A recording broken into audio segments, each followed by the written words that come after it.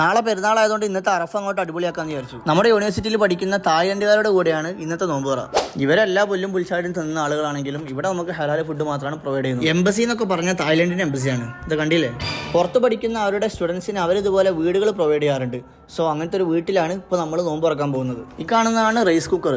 ചോറായി കഴിഞ്ഞാൽ പിന്നെ നമ്മൾ ഈ പാത്രത്തിലാണ് വെക്കാറുള്ളത്. ചൂടാറാതെ മണിക്കൂറുകളോളം അവിടെ ഇരുന്നു. ചൂട് മാത്രമല്ല, തണുപ്പ് കീപ്പ് ചെയ്യാനും ആള് ബെസ്റ്റാണ്. ഈ കാണുന്ന ഐസ് ക്യൂബ് ഒക്കെ എടുക്കുന്നതും ഇതിന്റെ സെയിമും മറ്റൊരു പാത്രത്തിൽ നിന്നാണ്.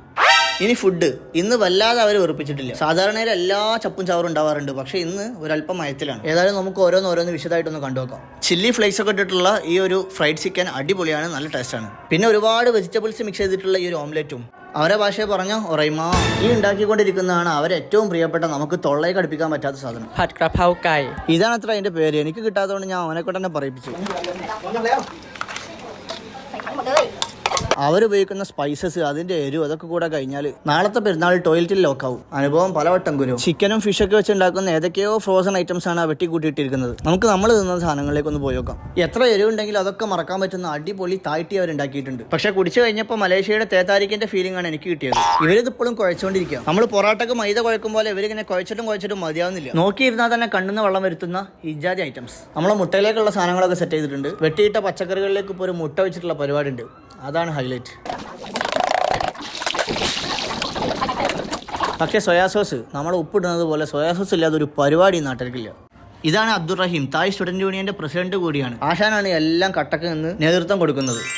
ഇയാൾ നെസ്ലാൻ, നമ്മളെല്ലാ കൂട്ടത്തിലും ഉണ്ടാവുമല്ലോ. പണിയെടുക്കാനൊന്നും കിട്ടൂലെങ്കിലും അവസാനം ക്രെഡിറ്റ് വാങ്ങാൻ വരുന്ന ചങ്ക്.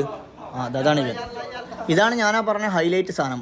അമേസിങ്. അവരാ മുട്ടയിൽ ചേർത്തിട്ടുള്ള സോസിന്റെയും മറ്റൊക്കെ ടേസ്റ്റാണെന്ന് തോന്നുന്നത്. വളരെ വെറൈറ്റി ആയിട്ടൊരു ടേസ്റ്റാണ് നമുക്ക് കിട്ടുന്നത്. പിന്നെ സത്യം പറഞ്ഞാൽ കൂട്ടത്തിൽ എരിവ് കുറവുള്ള ഒറ്റ സാധനമേ ഉള്ളൂ. അതുകൊണ്ടും കൂടിയാണ് നമ്മുടെ ഫേവറേറ്റ് ആയി മാറിയത്. തായ്ലൻഡിൽ യാത്ര ചെയ്തപ്പോൾ മനസ്സിലായ ഒരു യാഥാർത്ഥ്യം കൂടിയാണ്. ഈ ചങ്ങായിമാർക്ക് എരിവ് എന്ന് പറഞ്ഞത് ഒരു പ്രശ്നമേ അല്ല. ഇവരിങ്ങനെ മുളക് അരച്ച് കൂട്ടും. അത് ഇന്തോനേഷ്യയിലും മലേഷ്യയിലും ഒക്കെ കണക്കാണ്. പക്ഷേ തായ്ലൻഡിനേക്കാളും കൂടുതൽ എരിവ് കൂട്ടുന്ന ആളുകളെ ഞാൻ എവിടെയും കണ്ടിട്ടില്ല. അപ്പോൾ കുക്കിംഗ് ഒക്കെ കഴിഞ്ഞ് സുപ്ര വിരിച്ച് എല്ലാവരും ഇരുന്ന് ഇനി ഫോട്ടോ ഷൂട്ടിന്റെ സമയം. സൗത്ത് ഈസ്റ്റ് ഏഷ്യയുടെ ഒരു സ്വഭാവം തന്നെ ഫോട്ടോ എടുത്തിട്ട് ബാക്കി എന്ത് പരിപാടിയുള്ളൂ. ഫോട്ടോ തോളൂ നിങ്ങൾ പറഞ്ഞുകൊണ്ടിരിക്കും. അങ്ങനെ നാട്ടിലല്ലെങ്കിലും അതിമനോഹരമായ ഒരു അറഫ ദിവസം ഇവിടെ നമുക്ക് കിട്ടി. ഫുഡ് മാത്രമല്ലേ, ചങ്ങന്മാരോടുള്ള ഒരുമിച്ച് കൂടൽ, വിശേഷങ്ങൾ പങ്കുവെക്കൽ, നല്ല കാര്യങ്ങൾ പറയൽ, ജമാഅത്തായിട്ടുള്ള നിസ്കാരം, അങ്ങനെ തുടങ്ങിയിട്ട് ഒരുപാട് നന്മകൾ കിട്ടുന്ന ഒരു അവസരം കൂടിയാണ് ഇതുപോലത്തെ ഒത്തുകൂടലുകൾ. ഇന്തോനേഷ്യയിലെ അവസാനത്തെ പെരുന്നാളാണ് നാളെ എന്നുകൂടി ആലോചിക്കുമ്പോൾ ചെറിയൊരു ഗദ്ഗതം ഉള്ളിലുണ്ട്. ഏതായാലും പിന്നെയും കാണാം. ഈദ് മുബാറക് ഫ്രം മല്ലുനേഷ്യ.